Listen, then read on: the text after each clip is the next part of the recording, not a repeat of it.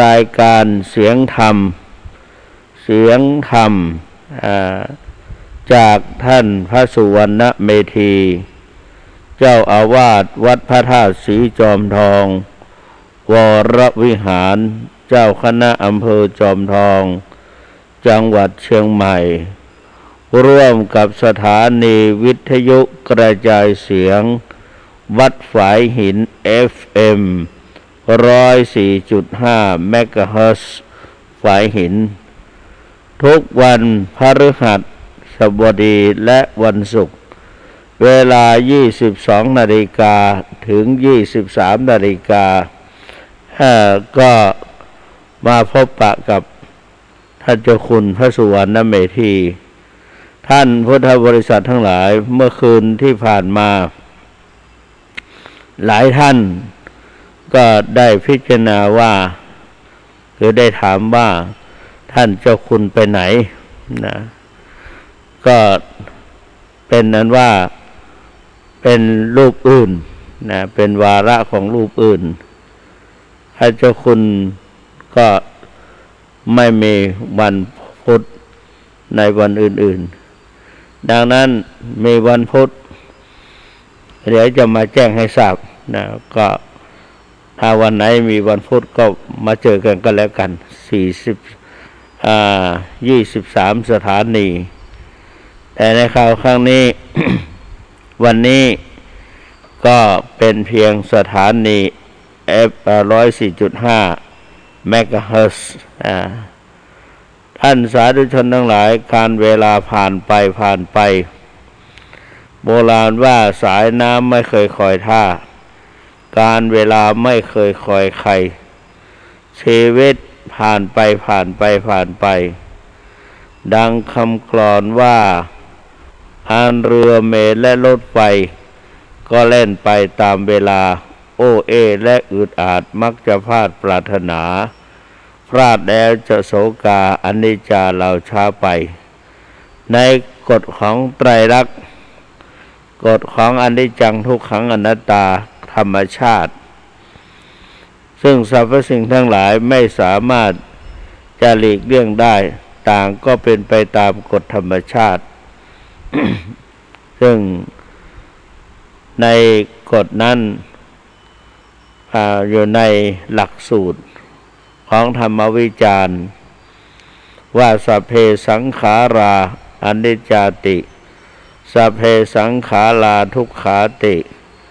สัพเพธัมมาอนัตตาติยะธาปัญญายะปัสสติอาถานิพินทติทุกเขเอสมโกวิสุทธิยาแปลว่าสังขารทั้งหลายเมื่อได้เห็นด้วยปัญญาว่าสังขารทั้งหลายทั้งที่มีวิญญาณครองและไม่มีวิญญาณครองก็เป็นไปตามกฎของอนิจจังทุกขังคือเป็นของไม่จีรังยั่งยืนและก็ต้องมีการไม่สามารถจะทนอยู่ในสภาพเดิมได้ก็ต้องเปลี่ยนแปลงไปทุกขณะ เปลี่ยนแปลงไปไม่คงทนอยู่ได้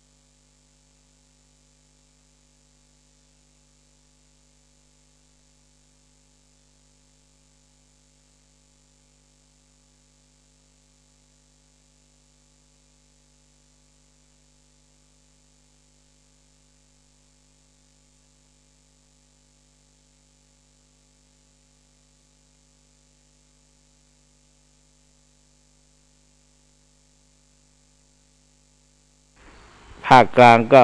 เดือน5เดือน5เพราะฉะนั้นจึงเรียกว่าน้ำผึ้งเดือน5น้ำผึ้งเดือน5เป็นน้ำผึ้งที่บริสุทธิ์คือไม่มีไม่เจือด้วยเม็ดฝนละอ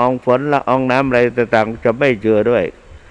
เพราะน้ำเกสรดอกไม้น้ำหวานจากดอกไม้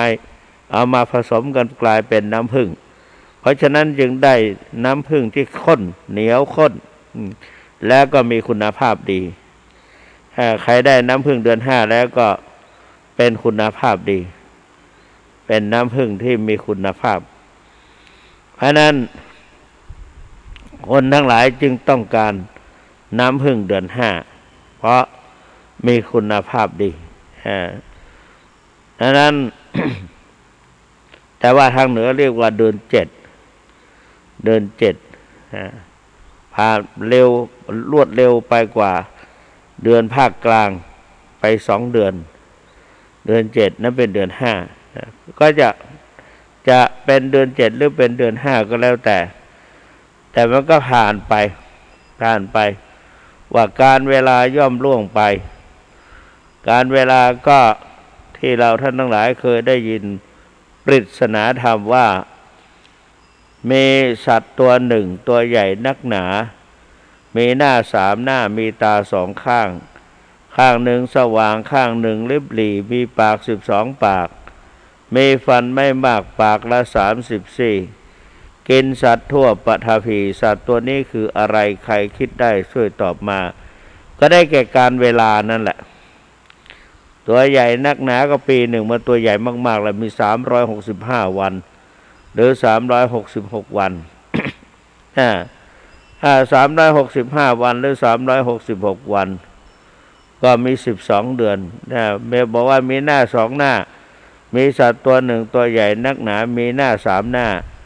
ก็แบ่งเป็นแต่ละ4 เดือนแบ่งเป็นเดือนฤดูแบ่งละฤดูละ4 เดือนเช่นฤดูตอนนี้ก็เป็นฤดูแล้งหรือฤดูร้อนหรือฤดูแรงจะมาด้วยกันเพราะ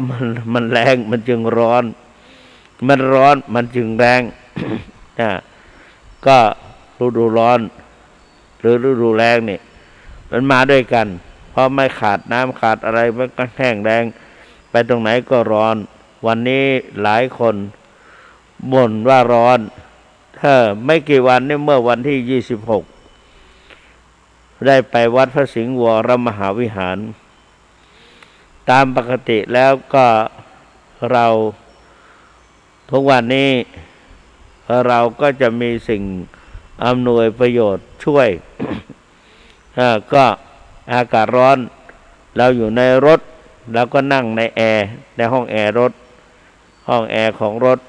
นั่งไปแล้วก็เย็นไม่ร้อนไม่อะไรกับเขาเย็นตรงกันข้ามจะหนาวเสียอีกต้องห่มผ้าคลุมผ้าใส่หมวกไปด้วยคนข้างนอกเห็นมันหนาวแล้วเนี่ยไม่สบายใช่ไหมเราก็มันหนาวจริงๆนะหนาวแอร์รถพอไปถึงที่วัดไปถึงที่บ้านหรือไปอยู่ที่กุฏิเราก็มีแอร์อีกอยู่ในห้องแอร์อีกทั้งวันพอออกมาข้างนอกถึงจะรู้ว่าอากาศร้อนไปวัดพระสิงห์พอดีวัดพระสิงห์นี่เขามีทั่วพระราชอาณาจักรมีการสอบบาลีแก้ตัวใครสอบที่ไม่ผ่านการเรียนก็น่าเห็นอกเห็นใจแก่ผู้เรียนทั้งผู้เรียนผู้สอนก็โรคโควิดก็แรงเหลือเกิน ตอนแรกก็กลัวกันจริงๆต่อมาก็กลัวบ้างไม่กลัวบ้างกลัวเท่าไหร่มันก็ไม่จะต้องจะทำอะไรอีกละก็พยายามกล้าต่อสู้ผ้าแมสเยลล้างมือแอลกอฮอล์อะไรต่างมันก็พอติดกันจริงๆไม่ประมาทก็ติดกันจริงๆเอาไปเอามาบ้านนะเดี๋ยวบ้านนั้นเดี๋ยวบ้านนี้แม้แต่ลูกเล็กเด็กแดงก็ไม่เว้นคนเฒ่าคนแก่ก็ไม่เว้นพระสงฆ์องค์เจ้าก็ไม่เว้นก็ติดกันเกี่ยวกล่าว ตอนแรกก็กลัวกัน แต่ก็ยังมีอีกอย่างหนึ่งที่คนกลัวกันจริงๆก็คือ คนที่ติดโควิดแล้วก็ได้ถึงแก่การเสียชีวิตไปนี่ไม่กี่วันมานี่มีคนโทรมาพูดให้ฟังคุณยายคุณแม่เขานะอายุ90 กว่าแล้วแกก็ไม่ไปคุกคีกับใครก็อยู่คนเดียวอยู่คนเดียวทีนี้ก็ป่วยไปโรงพยาบาลลูกหลานก็โอ้โหรักคุณย่าคุณยายแกเป็นทั้งคุณย่าเป็นทั้งคุณยายมีลูกถ้ามีทั้งลูกชายลูกหญิงลูกผู้หญิงลูกผู้ชายแต่ลูกผู้หญิงลูกผู้ชายก็ไปมีครอบครัวไปมีลูกมีหลานไปมีลูกมีบุตรมีธิดาก็บุตรธิดาเหล่านั้นก็กลายเป็นหลานของยายของย่าขึ้นมามีห้อมล้อมหลานก็จะมีเหลนอีกมีเหลนให้อุ้มอีก อายุ90 กว่าเป็นคนมีอายุยืนถือว่าได้กำไรชีวิตแต่พอแกป่วยไปอยู่โรงพยาบาลอยู่ห้องพิเศษห้องพิเศษลูกหลานไม่รู้ใครบ้างก็ไปผัดเปลี่ยนกันไปเฝ้าผัดเปลี่ยนกันเข้าเวรไปดูแลรักษาไปนอนเปลี่ยนเพื่อนคุณพ่อคุณแม่คุณย่าคุณยายพอเป็นนานๆเข้าหมอก็ซักจะไม่แน่ใจคุณยายมีอาการแปลกๆก็สวอปดูปรากฏว่าคุณยายคุณย่ากลายเป็นโรคอะไรโควิดพอเป็นโควิดเข้าเท่านี้แหละพึ่งแตกรังเลยจ้าปั่นป่วนก็ไปหมดเลยก็เลยได้สวดสักคืนเดียวสวดแล้วก็อีกวันหนึ่งก็ทำการชาปนกิจเป็นที่น่าสมเพชเวทนา ตระกูลใหญ่พอตายไปแล้วก็เกือบจะไม่ได้ทำบุญเขาก็ให้จัดการเผาในตัวเมืองเชียงใหม่นี่แหละจัดการเผาซะแล้วก็นี่แหละลูกเต้าเหล่าหลานก็ไม่มีใครกล้าไปเยี่ยมอยู่ไกลๆก็โอนเงินโอนปัจจัยไปให้ถามว่าไม่ไปแล้วไม่ไปเขาไม่ให้ไปเขาให้โอนสตังค์ไปให้ก็สรุปแล้วก็โอนไปให้ที่คนที่ดูแลใครดูแลก็คนนั้นก็รับผิดชอบในการจัดการบำเพ็ญกุศลศพไปและคนอื่นๆก็โอนในการโอนปัจจัยโอนเงินอย่างเงี้ยก็พิจารณาดูแล้วก็น่าเห็นใจเพราะฉะนั้น ทีนี้มาพูดถึงในเรื่องพระภิกษุสามเณรก็ได้เรียนหนังสือได้เรียนบ้างไม่เรียนบ้างเรียนไปก็อย่างว่าเดี๋ยวก็ครูติดบ้างนักเรียนติดบ้างผัดเปลี่ยนกันแม้แต่เข้าสอบก็ยังเจออีกก็จัดห้องพิเศษให้สอบพอสอบก็ต้องเอาไปนึ่งไปอบร้อนทำให้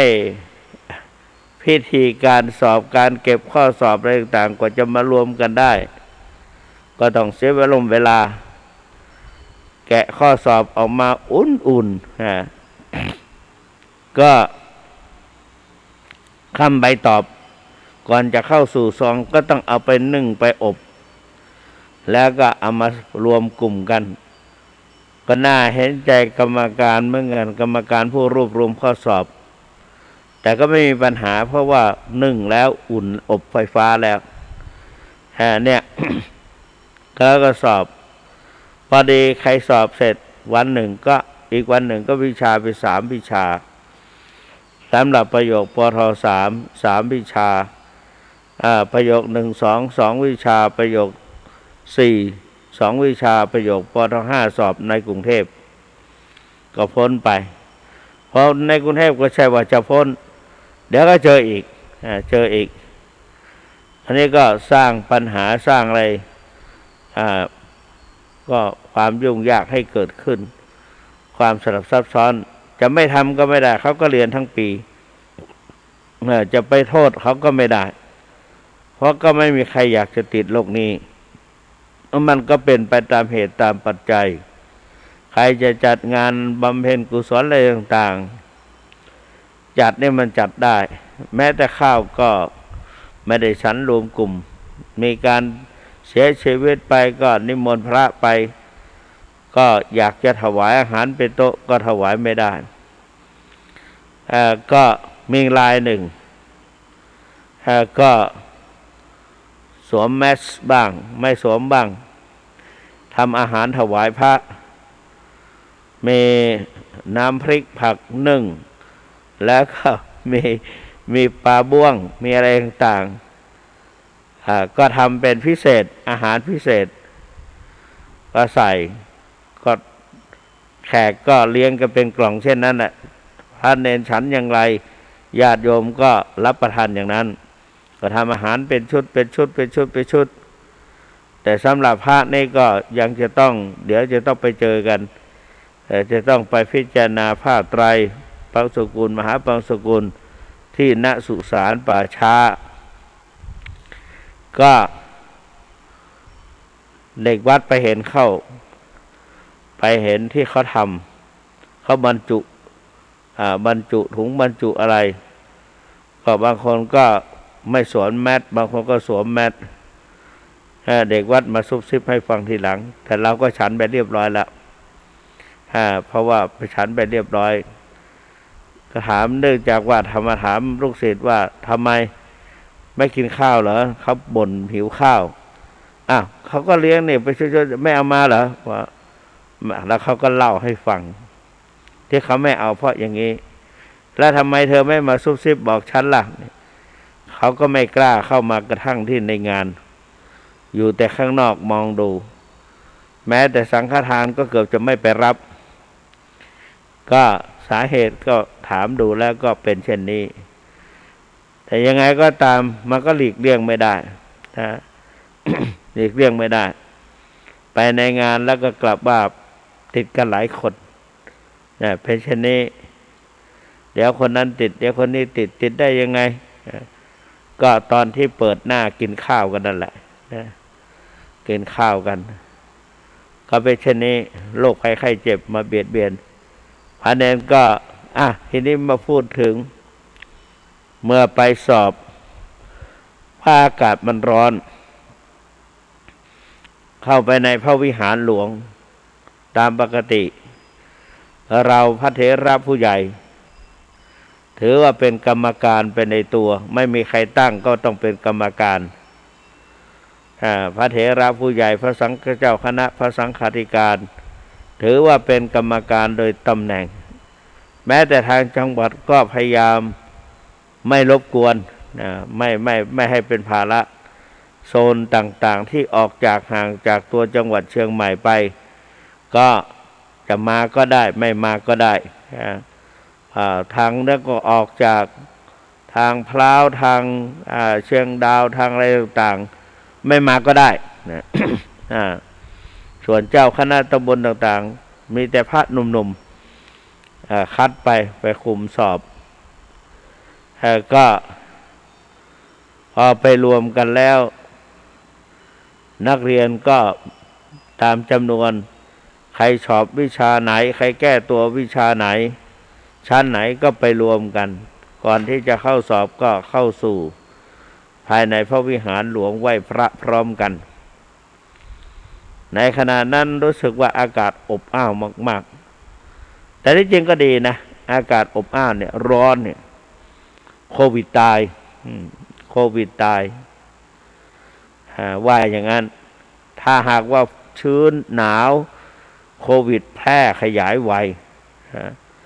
แต่ว่า ไปอย่างนั้นแล้วก็ช่วยกันเข้าไปในที่นั่นมันก็มีแอร์มีพัดลมกระจุยกระจายไปทั่วห้องก็กลัวก็ไม่รู้จะไปกลัวยังไงก็นี่แหละหน้าที่ก็คือหน้าที่ต้องช่วยกันจัดช่วยกันทำนี่เมื่อวันนี้เป็นวันสอบสุดท้ายวันสุดท้ายนี่ก็มีไม่มากมีเฉพาะประโยคปท.3แล้วก็ซ่อมไวยากรณ์แกรมมาเข้าในวัดพระธาตุศรีจอมทองแล้วก็ไปซ่อม2 รูปไม่มากไม่เหมือนวันแรกและวันที่2วันแรกวันที่2นั่นก็ไปเต็มประโยค2ก็ไปเต็มมีเท่าไหร่ก็ไปเท่านั้นตามจำนวนที่แก้ตัวประโยคปท.3ก็เช่นเดียวกันประโยคปท.4ก็ไปเพราะว่าต้องไปมีมาวันที่2ก็ยังมีมากอยู่วันที่3นี้มีน้อยละเฉพาะเหลือเฉพาะห้องเดียวชั้นเดียวก็เนี่ย อากาศก็ร้อนแต่ก็คณะกรรมการเราก็ทิ้งไม่ได้โดยเฉพาะอย่างยิ่งพระเถระผู้ใหญ่ระดับปกครองเช่นพระเดชพระคุณหลวงพ่อเจ้าคุณพระเทพปริยัติเดชพระคุณหลวงพ่อเจ้าคุณพระเทพมังคลาจารย์เดชพระคุณหลวงพ่อเจ้าคุณพระเทพอะไรสิงห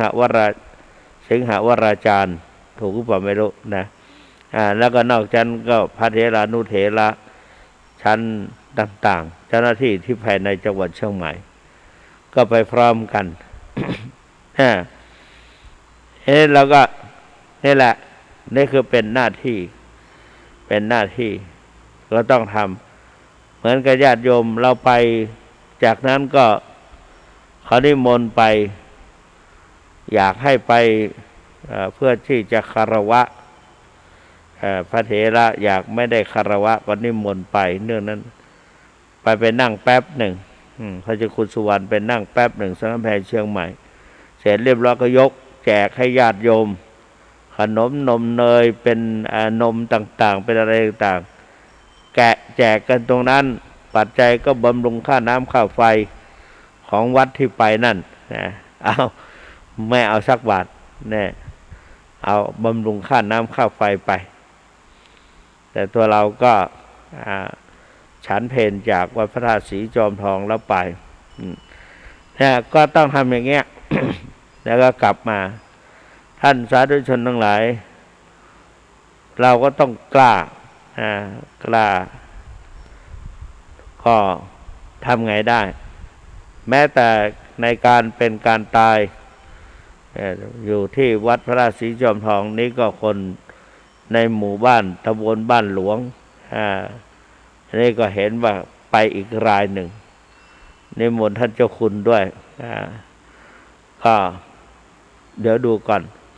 เพราะวันนั้นเป็นวันพระเป็นวันพระด้วยแล้วก็เป็นวันอุโบสถเป็นวันเดือนดับนี้ ตามปกติตั้งแต่วันมาฆบูชาประเพณีนิยมเกี่ยวกับวัดพระธาตุศรีจอมทองนี่มีพระทักขิณโมลีธาตุคือพระธาตุที่เป็นกระดูกกะโหลกศีรษะด้านขวาของพระพุทธเจ้ามีสันฐานลักษณะคล้ายๆกับเมล็ดนุ่นเมล็ดนุ่น นี่ก็เป็นพระธาตุเป็นกระโหลกศีรษะของพระพุทธเจ้าก็ด้วยอานุภาพแห่งพระพุทธเจ้ากลายเป็นพระธาตุแล้วก็มาสถิตเสถียรแรกเริ่มเดิมทีสมัยก่อนตอนที่พระพุทธเจ้ายังทรงพระชนอยู่ตอนที่ยังไม่มีพศนะพระพุทธเจ้ายังทรงพระชนอยู่แล้วก็มีพ่อค้าวานิชอันเดียวกันบ้าทั้งเป็นไทยว่าทั้งภาษาบาลีพาณิชย์ก็คือการค้าขายเป็นพ่อค้ามาแล้วก็มาค้าขายเสื้อผ้าอะไรต่างๆทูบหอมบ้างอะไรบ้างแล้วก็อัญเชิญมาถวายตอนนั้นเมืองจอมทองยังเป็นแคว้นอยู่ ชื่อว่าอังครัตถะพอมาถวายเจ้าเมืองก็คุยกันกับพ่อค้าก็แปลกเหมือนกันรู้เรื่องกันได้เป็นอันว่ารู้เรื่องกันได้ก็แล้วกันคงมีคนแปล ก็พูดถึงว่าพุทโธโลเกอุปันโนธัมโมโลเกอุปันโนสังโฆโลเกอุปันโนและก็พระราชานั้นปรากฏว่าในอดีตชาติเคยนับถือพระพุทธศาสนาในโลกของเรามันเปลี่ยนไปเปลี่ยนมาพอห่างจากพระพุทธศาสนาก็นับถือผีสางนางไม้ผีสางนางไม้บูชาเรื่องผีจอมทองยังมีความเชื่อถือในเรื่องผีมากๆทุกวันนี้ก็ยังเชื่อเรื่องผีก็ยังไปทำบุญตรงนั้นตรงนี้มีศาลเจ้าอยู่ตรงนั้นศาลเจ้าอยู่ตรงนี้เหมือนกันทุกตารางนิ้วของในประเทศไทยมีเหมือนกันสมัยอาตมาเป็นเด็กๆไม่ว่าแต่สมัยเป็นเด็กทุกวันนี้ก็ยังมีอยู่มีหอประจำใครอยู่ในหมวดไหนกรุ๊ปไหนเลยออกจากหมู่บ้านไปหน่อยหนึ่งเขาก็มีศาลเจ้าเล็กๆก็เอาไปเวลามันเข้าพรรษาออกพรรษาตลอดถึงวันสงกรานต์เนี่ยเขาก็ต้องเก็บดอกไม้เอาดอกไม้ไปรวมกันทำพิธีจากนั้นก็ยังมีอันนั้นเรียกว่าเสื้อบ้านเสื้อเมืองเสื้อบ้านเสื้อเมืองพอมาตรงกลางหมู่บ้านใจกลางหมู่บ้านก็ยังมีเจ้าที่มารวมกันไปรวมกันทำพิธีเรียกว่าใจบ้านก็คือกลางใจบ้านมารวมกันอีกสมัยก่อนเป็นอย่างนั้นจริงๆทุกวันนี้ก็ยังมีอยู่ใจบ้านสรุปแล้วก็ในกลุ่มหนึ่งมีทั้งเสื้อบ้านและใจกลางบ้านทางเหนือเรียกว่าใจบ้านแล้วทางนอกบ้านก็คือเสื้อบ้านก็คงจะเป็นพระเสื้อบ้านเสื้อเมืองเสื้อบ้านเสื้อเมืองก็คือนับถือผีจอมทองก็ไม่แพ้เหมือนเดียวกันในวันปีใหม่อะไรต่างๆเขาทำเราในฐานะเป็นพระก็นำพระพุทธศาสนาเข้าไปก็ไปทำพิธีก็ทำบุญรวมกลุ่มกันพระก็ไปเจริญพระพุทธมนต์ศรัทธาประชาชนก็จัดสังฆทานแบบทำบุญขึ้นบ้านใหม่บ้างทำบุญในงานศพบ้างไม่ต่างกันก็มีสังฆทานเครื่องของใส่ขั้นในสังฆทานแล้วก็มีปัจจัยเนี่ยแล้วก็ข้อสำคัญก็คือพระต้องนำบาตรไปด้วยพระคำตอนเช้ามีบาตรไปด้วยมีอะไรไปด้วยเพื่อญาติโยมให้ญาติโยมใส่บาตรในขณะนั้นที่จะทำพิธีพระสงฆ์ก็เจริญพระพุทธมนต์ลงท้ายด้วยถวายพรพระก็คือบทอิติปิโสสวากขาโตสุปฏิปันโนพุทธคุณธรรมคุณสังฆคุณแล้วก็ลงด้วยพาหุงผสมประสานไปด้วยส่วนเจริญพระพุทธมนต์ก็เจริญพุทธมนต์ไปขึ้นไปก่อนไปถึงกลางก็ถวายพรพระแล้วก็จบด้วยถวายพรพระนั่นแหละเสร็จเรียบร้อยพระญาติโยมก็นำเครื่องทายทานเอามาถวายพระกล่าวคำยกย่องขอสมมาขอขมาลาโทษต่อพระภูมิเจ้าที่แล้วก็อัญเชิญเหล่าเทพเทวาทั้งหลายมารับเครื่องสักการะก็ละช่วยขออ้อนวอนขอให้ช่วยปกปักพิทักษ์รักษาประชาชนทั้งหลายให้ไม่มีโรคาพาธมีแต่ความสุขความเจริญทำอะไรก็รุ่งเรืองแล้วก็เสร็จแล้วก็ประเคนพระก็ให้พรโยมก็รับพรจากนั้นก็นำอาหารถวายพระก็ขบก็ฉันตรงนั้นแหละก็พอประมาณญาติโยมก็รับประทานไปด้วยแบ่งสรรปันส่วนกันไปทานไปเรียบร้อยพระอิ่มน้ำแล้ว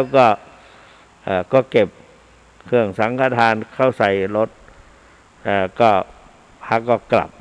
ก่อนที่จะกลับก็ประพรมน้ำพุทธมนต์เป็นสิริมงคลแก่ศรัทธาประชาชนอันนี้ก็คือทำพิธีแบบทางพุทธกับทางผีร่วมกันพระก็นำเอาธรรมะมาบรรยายเกี่ยวกับเรื่องการบำเพ็ญบุญบำเพ็ญกุศลเกี่ยวกับเรื่องการดำรงชีวิตเราควรจะทำอย่างไรชนทำอย่างไรนะเพราะฉะนั้นในระยะนี้ เงียบไปเรื่องจากโควิดเข้ามา2 ปี 3 ปีมานี่เขาก็พยายามจะทำอยู่แต่พอทำไปจริงๆก็โควิดก็โจมตีจนได้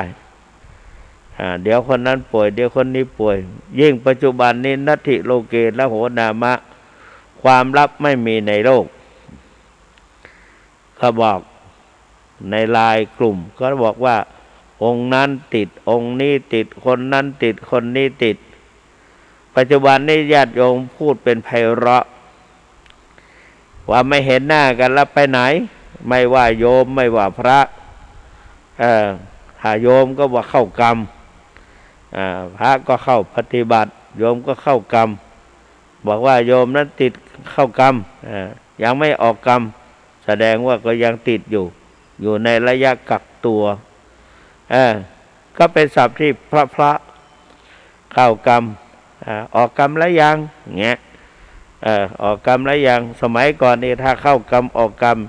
เช่นพระไปอยู่กรรมไปปฏิบัติธรรมเข้าลุกขมูล3 วัน 5 วัน 7 วันนี่เรียกว่าเข้ากรรมแล้วก็นอกจากนั้นก็พระสงฆ์ประชาชนมาพระสงฆ์ไปเข้าอยู่ปริวัติกรรมเมื่อก่อนดังมากๆเข้าปริวัติกรรมแต่พอโควิดเข้ามานี่ปริวัติกรรมก็หายไปมีหลายที่ไม่ยอมเชื่อ ยังจัดปริวัติกรรมปรากฏว่าติดหมดเลยติดหมดเลยก็มากักกันตัวกันยกใหญ่ไปไหนก็ไม่ได้ก็เป็นอันว่าก็เลิกกันไปบ้างเข้ากรรมแล้วก็เป็นการเข้ากรรมอีกประเภทหนึ่งก็การเข้ากรรมโดยการมาประพฤติปฏิบัติเช่นวัดพระธาตุสีจอมทองวรวิหารวัดลำเปิงตะโปธารามก็จัดให้มีการประพฤติปฏิบัติธรรมกันในวัดเราความจริงแล้วเราก็ประพฤติปฏิบัติทุกวันตี 4ก็ไปแล้วพระสงฆ์ก็ไปทำวัดเช้าเสร็จแล้วก็กราบสติปัฏฐาน 4เดินจงกรมแล้วก็นั่งสมาธิอย่างละ25 นาทีเดินจงกรม25นั่งเจริญสมาธิ25โดยการที่ บางคนบอกว่าในตอนตี 3 ตี 4เนี่ยมันเป็นเวลาหลับเวลานอนไปนั่งสมาธิแล้วมันจะได้เหรอก็มีกรรมวิธีพระเดชพระคุณหลวงปู่เจ้าคุณพระพรหมมงคลหลวงปู่ทองก็ตาม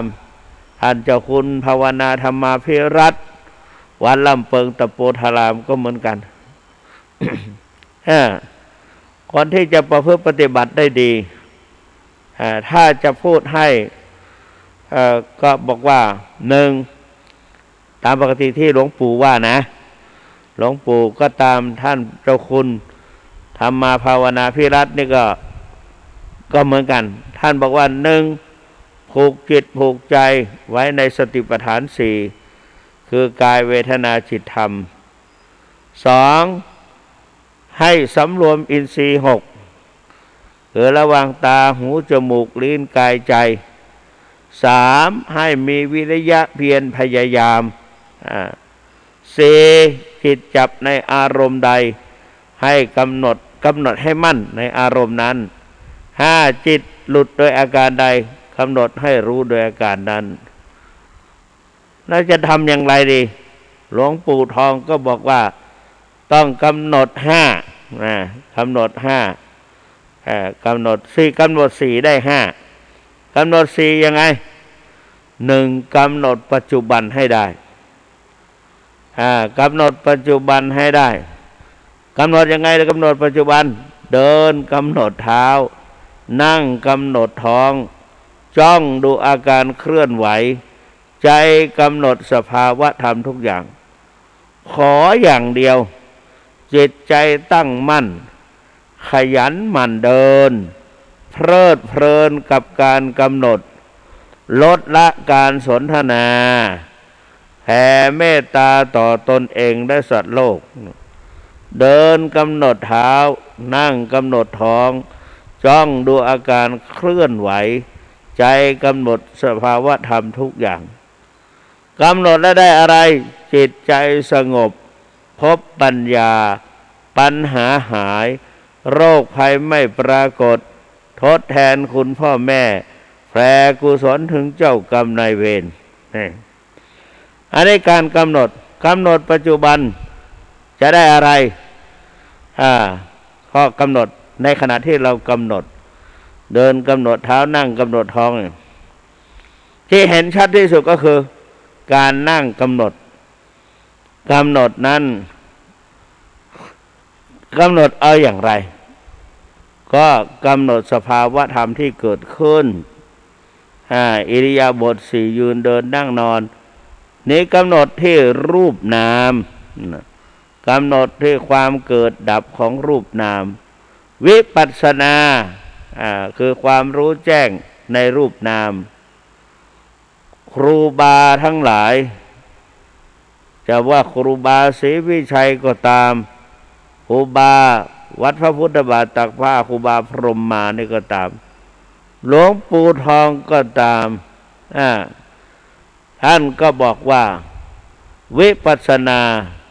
แปลว่าความรู้แจ้งเห็นจริงในรูปนามคืออะไรก็คือขันธ์ห้ามีอะไรบ้างคือหนึ่งร่างกายร่างกายคือรูปร่างกายก็คือรูปร่างจับได้สัมผัสได้อันประกอบด้วยตาหูจมูกลิ้นกายใจขันธ์ห้าเนี่ยแยกออกเป็นอาการ32ก็ผมขนเล็บฟันหนังเนื้อเอ็นกระดูกเยื่อในกระดูกม้ามหัวใจตับพังผืดไตปอดไส้ใหญ่ไส้น้อยอาหารใหม่อาหารเก่าอันนี้เป็นธาตุดินดีสเลดเหงื่อมันข้นน้ำตาเปลวมันน้ำลายน้ำมูกไขข้อมูดอันนี้เป็นธาตุน้ำไฟที่ทำกายให้อบอุ่นไฟที่ทำกายให้ทรุดโทรมไฟที่ยังใจให้กระวนกระวายไฟที่เผาอาหารให้ย่อยอันนี้เรียกธาตุไฟธาตุลมได้แก่ลมอัศสาสะปัสสาสะลมหายใจเข้าลมหายใจออกลมในท้องลมในไส้ลมพัดไปตามตัวลมหายใจเนี่ยอันนี้เป็นธาตุลม รวมอยู่ในขันธ์ห้าแต่เป็นว่าในรูปมีร่างกายแล้วก็มีธาตุสี่ดินน้ำลมไฟอยู่ในตัวเราอันนี้เป็นรูปรวมกันเป็นรูปสัมผัสได้เห็นได้ถูกต้องได้มีกลิ่นด้วยเนี่ยอันนี้เป็นธาตุดินธาตุน้ำธาตุลมธาตุไฟอันนี้เป็นรูปนี่เป็นรูปพอรวมกันเป็นรูปร่างห่อหุ้มด้วยหนังซึ่งอุปชาสอนบัดนี้เธอได้เข้ามาบวชก่อนที่จะมอบผ้ากาสาวพัสให้จะได้สอนตจะปัญจกกรรมฐานเป็นต้นมีหนังเป็นมีผมเป็นต้นมีหนังเป็นที่สุดเธอจงว่าตามเกสาโลมานาขาทันตาตะโจก็แล้วผมขนเล็บฟันหนังก็พิจารณาหนังห่อหุ้มกระดูกผิวพรรณคนเราทั้งหลายรวมกันเป็นร่างกายก็มาคลั่งไคล้หลงไหลสิ่งประกอบเหล่านี้ทำให้เกิดความสวยความงามทำให้เกิดความสวยความงามทำให้เกิดจิตก็ตาเรียกว่าตามกฎของปฏิจจสมุปบาทหรืออิทัปปัจจยตาหรือปัจจัยการนี่เทวก็เป็นกฎปฏิจจสมุปบาท กฎปฏิจจสมุปบาทอาตมาจะสวดให้ฟังว่าอวิชชาปัจจยาสังขาราสังขาราปัจจยาวิญญาณังวิญญาณปัจจยานามรูปังนามรูปปัจจยาสลายตนังสลายตนะปัจจยาผัสโสผัสสะปัจจยาเวทนาเวทนาปัจจยาตัณหาตัณหาปัจจยาอุปาทานังอุปาทานาปัจจยาภวภวปัจจยาชาติชาติปัจจยาไสรามรณังโสกปริเทวทุกขโทมนัสสุปายาสาสัมภวันติเอวเมตัสสะเกวลาสาทุกขขันธัสสะสมุทัยโยโหติอวิชชายตเววะอเสสวิลาคนิโรธาสังขารนิโรโธสังขารนิโรธาวิญญาณนิโรโธวิญญาณนิโรธานามรูปนิโรโธนามรูปนิโรธาสลายตนะนิโรโธสลายนิโรธาภาษานิโรโธภาษานิโรธาตัณหานิโรโธเวทนานิโรโธเวทนาตัณหานิโรโธตัณหานิโรธาอุปาทานนิโรโธอุปาทานนิโรธาภวะนิโรโธภวะนิโรธาสตินิโรธาสตินิโรธาสลามมรณังโสกปริเทวทุกขโทมนัสสะสุปายาสนิรุชันติเอวเมตัสสะเกวลาสาทุกขขันธัสสะนิโรโธโหติโยมรู้เรื่องไหมไม่รู้หรอกบางท่านก็อาจจะรู้เพราะเคยเป็นมหาหรือว่าเคยศึกษาเราเรียนนะอวิชชาปัจจยาสังขาราเพราะอวิชชาเป็นปัจจัยจึงมีสังขารสังขารนี่มีทั้งวิญญาณของและวิญญาณของแต่เอาแต่สังขารที่มีวิญญาณของมีวิญญาณของอสังขารสังขาราปัจจยาวิญญาณแม้ในร่างกายปัญจสาขาเนี่ยตอนแรกร่างกายของเราเกิดขึ้นเป็นปัญจสาขาเป็นรูปเป็นร่างคนแล้วก็วิญญาณเข้ามาเกิดวิญญาณังวิญญาณปัจจยาพอวิญญาณเป็นปัจจัยก็เป็นนามรูปนามรูปก็เกิดขึ้นพอวิญญาณในสังขารกับวิญญาณนะในที่หลวงพ่อทองว่ามีรูปมีนามรูปนามร่างกายเนี่ยขันธ์ห้ารูปเวทนาสัญญาสังขารวิญญาณรูปก็เป็นร่างกายเวทนาสังขารเวทนาสัญญาสังขารวิญญาณเป็นนามเป็นนามเป็นรูปเป็นนามอันนี้ ว่าขันธ์ตามขันธ์ห้ารูปเวทนาสัญญาสังขารวิญญาณแต่ว่าเวทนาเหล่านี้เราเอามาพิจารณาเป็นแนวสติปัฏฐานสี่ให้เอาสติไปกำหนดเหล่านี้แต่ว่าให้เห็นสิ่งเหล่านี้กลายเป็นรูปนามอีกทีแม้แต่เวทนาก็เหมือนกันเวทนาความเจ็บความป่วยนี่เป็นรูปจิตเข้าไปรับรู้เป็นนามเอาสิ่งเหล่านี้เอาจิตไปรับรู้สิ่งเหล่านี้นะอันนี้ได้ไล่ปฏิสมุปบาทให้มันจบก่อนนะวิญญาณังวิญญาณปัจจยานามพอมีวิญญาณมาก็กลายเป็นรูปเป็นนามกลายเป็นรูปนามนามรูปปัจจยาสลายตนังก็มีเมื่อมีนามรูปเมื่อมีนามรูปสลายตนะก็อายตนะก็เกิดขึ้นในร่างกายเมื่อร่างกายรวมกันไปแล้ววิญญาณเข้ามาก็แบ่งเป็นรูปเป็นนามทีนี้เมื่อร่างกายมีแล้วก็มีตามีหูมีจมูกมีลิ้นมีกายมีใจอันนี้เรียกว่าอายตนะเป็นว่าอายตนะเป็นว่าบอกเกิดสิ่งเหล่าที่จะเกิดจากสิ่งเหล่านี้เรารู้เห็นอะไรก็เพราะตาเห็นรูปหูฟังเสียงโยมนั่งฟังท่านเจ้าคุณบรรยายนี้ได้รู้ได้เข้าใจอะไรก็เพราะหูฟังเสียงของท่านเจ้าคุณนะโยมกินอะไรอร่อยไม่อร่อยเพราะมีกลิ่นได้กินมะม่วงแหมพรุ่งนี้เช้าจะกินเช่นไหนกินมะม่วงลูกนี้จะกินกับข้าวอร่อยลิ้นได้ลิ้มรสพอนี้ก็จะนอนเขาบอกว่าให้กินยาอะไรดีฟ้าทลายโจรฟ้าทลายโจรหรือว่ายาอะไรก็แล้วแต่มันขมเหลือเกินเห็นไหมลิ้นก็สัมผัสรสลิ้นตาหูจมูกลิ้นกายตอนนี้มันร้อนท่านที่ไม่มีแอร์ก็ร้อนเปิดพัดลมก็คันมันร้อนคันร้อนข้างหนึ่งเย็นข้างหนึ่งพลิกไปพลิกมา บางคนก็มีพัดน้อยๆพัดคอยพัดเนี่ยสมัยแต่ก่อนนี่ก็มีกาบไม้สีสุกที่มันห่อหุ้มหน่อไม้สีสุกแล้วก็มันกาบมันใหญ่พอมันหลุดออกมาก็ไปเอาคายมันออกเอาที่ขนอะไรมันออกเสียตัดดิแล้วก็เหยียดให้มันตรงแล้วก็เอาไม้คีบแล้วก็เอามาพัดให้เกิดพัดลมขึ้นปับบางคนก็เอาไม้ไผ่มาสานบางคนก็เอาใบตาลมาทำเป็นพัดใบตาลนี่ก็มาพัดหวีให้ปัจจุบันดีมีพัดลมมีไฟฟ้าไม่ต้องไปพัดลมไฟฟ้าก็มันช้ามันข้างเดียวก็เลยไปเปิดแอร์ติดแอร์เหมือนกับหน้าหนาวไม่มีผิดปัจจุบันนี้เทคโนโลยีประกอบดีมากเปิดเสียงกบเสียงเขียดเปิดเสียงฟ้าร้องฟ้าผ่าฟังไปด้วยคุกเขาไปด้วยก็ดีไปอย่างแต่ว่าสู้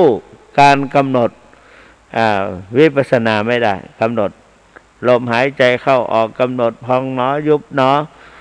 ทีนี้แปลกฎปฏิจจสมุปบาทตาเห็นรูปนะแล้วก็สลายตนะปัจจยาสลายตนะปัจจยาผัสโสตาก็เห็นรูปมีผัสสะตาเป็นคู่กับรูปหูเป็นคู่กับเสียงจมูกเป็นคู่กับกลิ่นลิ้นเป็นคู่กับรสกายเป็นคู่กับสัมผัสอารมณ์ต่างๆสิ่งต่างๆใจได้รับความรู้สึกตอบสนองมาที่ใจท่านสาธุชนเป็นอย่างนั้นจริงๆนะ เขาเลยบอกว่าอินทรีย์คือความเป็นใหญ่ถ้าตาเรียกว่าจักขุนทรีย์จักขุนทรีย์จักขุกับอินทรีย์ถ้าหูก็เรียกว่าโสตินทรีย์เราจะให้ตาไปทำหน้าที่แทนหูก็ไม่ได้จะให้หูไปทำหน้าที่ตาก็ไม่ได้นะแต่ก็ยังดีนะมนุษย์เรานี่เรานอนอยู่ได้ยินเสียงใครกระอมกระแอมเราก็จำได้ว่าเป็นเสียงใดหรือสัญญาประจำรูปจำเสียงจำกลิ่นจำรสนี่แม้แต่สิ่งที่ไม่เห็นสิ่งที่ไม่เห็นนอนอยู่ดีๆนี่นอนอยู่ดีๆได้กลิ่นคนนั้นคนนี้ซึ่งตายไปนานแล้วตายไปนอนแล้วนอนกลางคืนนอนหลับนอนเงียบได้กลิ่นคนนั้นคนนี้บางทีก็ได้กลิ่นสาบสางบางทีก็ได้กลิ่นเหม็นซากหนูตายอะไรตายมันก็ไม่มีมันไม่มีก็สิ่งเหล่านี้มันเกิดขึ้นได้เกิดขึ้นมาจากอะไรเกิดขึ้นจากจมูกไปได้กลิ่นสัญญาความจำไปจำกลิ่นคนนั้นคนนี้กลิ่นเหม็นกลิ่นนั้นนี้เนี่ยก็ถ้าจะว่าอะไรมันเป็นเพราะอะไรไม่เป็นเพราะอะไรหรอกเพราะจมูกไปดมกลิ่นมันเข้าก็จึงรู้กลิ่นนั้นกลิ่นนี้ลิ้นก็รับรสสัมผัสพอโควิดเข้ามารสหายรสหายรสจืดจางกินข้าวไม่ค่อยอร่อยกินอะไรก็ไม่อร่อยก็นี่แหละก็ลดสัญญาก็หายไปก็ระวังโรคไข้เจ็บไข้เจ็บอย่าให้เกิดขึ้นโบราณว่าอภิเษกกษัตริย์กำจัดศัตรูเรียนรู้วิชาแสวงหาทรัพย์ระงับป่วยไข้โรคภัยไข้เจ็บอย่าให้เกิดขึ้นทีนี้ก็มาพูดถึงสัมผัสตาเห็นรูปพอเห็นแล้วก็ตัณหาก็เวทนาเกิดขึ้นชอบใจไม่ชอบใจดีใจเสียใจเป็นทุกข์ถ้าดีใจก็ตัณหาเกิดขึ้นแล้วก็อุปาทานความยึดมั่นถือมั่น อุปาทานภาวะแล้วก็เกิดภพเกิดชาติตามหลักของปฏิจจสมุปบาทเกิดภพเกิดชาติเขาเป็นอย่างนั้นแหละเป็นกฎของธรรมชาติทีนี้จะพูดนั่นก็เพราะว่าอยากรู้ว่าอินทรีย์นั้นเป็นใหญ่ตามีหน้าที่ดูหูเป็นหน้าที่ฟังอย่างนี้เป็นต้นเพราะฉะนั้นแล้วก็กำหนดอินทรีย์6คือตาหูจมูกลิ้นกายใจสำรวมตาโดยการพองทอดตาไปลงประมาณชั่วลำตัวของเราหูก็สำรวมเพราะนั้นจึงมีกำหนดในโพชฌงในโพชฌงค์7โพชฌังโฆเนี่ยโพชฌังโฆสังฆโตธรรมานังวิจโยตถาแปลออกมาได้ก็สติความระลึกได้ระลึกในสติปัฏฐาน4คือกายเวทนาจิตธรรม2ธรรมวิจยะนี่ตอนนี้ที่กำหนดที่หลวงพ่อทองบอกว่าต้องกำหนดตาเห็นรูปมาก็ให้เห็นก็ว่ากำหนดว่าเห็นหนอเห็นหนอเห็นหนอหูได้ยินเสียงก็ได้ยินเสียงได้ยินหนอได้ยินหนอได้ยินหนอจมูกได้กลิ่นอย่างที่ว่าเมื่อกี้เนี่ยกลิ่นหนอกลิ่นหนอกลิ่นหนอนะกำหนดให้กำหนดนะธรรมวิจยะสมวิริยะแต่ในขณะนั้นก็ต้องมีความเพียรพยายามมีวิริยะมีความเพียรพยายามนะแล้วก็จะเกิดความสงบปัสสัทธิความสงบจิตใจจะสงบเพราะเรากำหนดนะเพราะนั้นจึงบอกว่าพอกำหนดแล้วได้อะไรจิตใจก็สงบพบปัญญาปัญหาหายโรคภัยไม่ปรากฏทดแทนคุณพ่อแม่แผ่กุศลถึงเจ้ากรรมนายเวรในรายละเอียดนั้นจะได้นำมาพูดให้ฟังในวันพรุ่งนี้นะเกี่ยวกับว่าการกำหนดวิปัสสนาในแนวสติปัฏฐาน4คือกายเวทนาจิตธรรมเมื่อกี้นั้นกลาดไปทั่วไตเติ้ลนะก็เก็บอะไรต่างๆที่ระยะผ่านไปตั้งแต่วันที่1 เมษายนมาวันที่7อาตมาก็หายไปถึงวันที่17นนก็งานอะไรก็หยุดหลายอย่างแล้วก็มาโผล่ตรงนี้ก็มีคนหลายคนถามว่าถ้าจะคุณไปไหนก็เราก็ตามกฎที่พระพุทธเจ้าสอนอภินหปัจเจเวกว่าชราธัมโมมหิเรามีความแก่เป็นธรรมดาชาลังอนัตติโตล่วงพ้นความแก่ไปไม่ได้พยาธิธัมโมมหิเรามีความเจ็บไข้เป็นธรรมดาพยาทิงอนัตติโตล่วงพ้นความเจ็บไข้ไปไม่ได้มรณะธัมโมมหิเรามีความตายเป็นธรรมดาหลายคนที่ไปพอเราหายไปปุ๊บคนก็ไปจากเราหลายคนที่ตายลงไปก็ดูเหมือนว่าคุณธนัทก็หายไปแล้วก็ร้อยตำรวจตรีชื่ออะไรไปไม่รู้ลืมไปแล้วก็จากไปแล้วตอนนี้ก็จากไปอีกหลายคนจากกันไปเดี๋ยวคนนั้นตายเดี๋ยวคนนี้ตายแม้แต่พระสงฆ์องค์เจ้าได้ยินข่าวว่าสันทรายไปกับรถคนขับรถขับไปอีท่าไหนไม่รู้มรณภาพไปแล้วเขาส่งไลน์มาว่าองค์นั้นองค์นี้มรณภาพไปแล้วเพราะฉะนั้นเรื่องความตายเราไม่สามารถจะกำหนดกฎเกณฑ์ได้ขนาดเป็นสัพพสังฆราชก็ยังประสบอุบัติเหตุได้เช่นสมเด็จพระอริยวงศาคตญาณพระสมเด็จพระสังฆราชสกลและมหาสังฆปรินายกจวนอุทายีวัดมกุฏกษัตยารามกรุงเทพมหานครสมัยโน้นแต่เจ้าคุณยังเป็นเด็กอยู่ ท่านก็ได้ถึงแก่สิ้นพระชนไปพระเป็นสมเด็จพระสังฆราชต้องสิ้นพระชนถามเป็นประสบอุบัติเหตุเพราะฉะนั้นคนเราทั้งหลายไม่แน่นอนก็เป็นไปตามกรรมมุนาวัตติโลโก สัตว์โลกย่อมเป็นไปตามกรรมขณะที่เรายังมีชีวิตจิตใจยังมีนิยม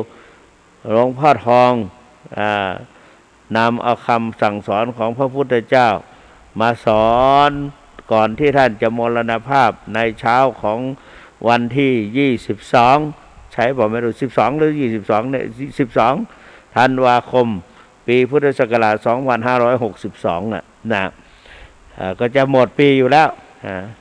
ท่านก็สอนญาติโยมอย่าไปประมาทเด้อพระพุทธเจ้าสอนไม่ให้ประมาทเพราะชีวิตพระพุทธเจ้าว่าให้หลวงพ่อบอกว่าพระพุทธเจ้าบอกว่าให้รีบทำความดีให้รีบทำกิจของเราที่ควรจะทำว่า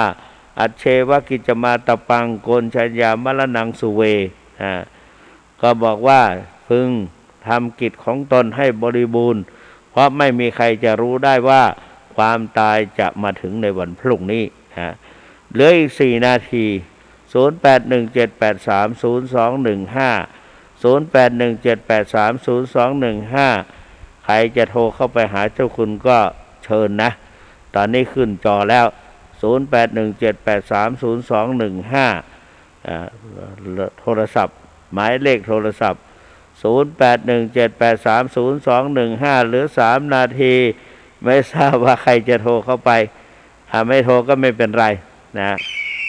มาจนได้มีคนฟังเหมือนกันเนี่ยนะนึกว่าไม่มีใครฟังเจริญพร อันนี้ที่ไหนปากคอยใต้กะขอบคุณจะนั่งเด็ดติเวียงนี่เย็นขึ้นมาแล้วเนาะละกลางคืนเย็นไปละขอบคุณจะนักเนอะ0817830215เข้ามาโทรเข้ามาเร็วๆหรือ3 นาที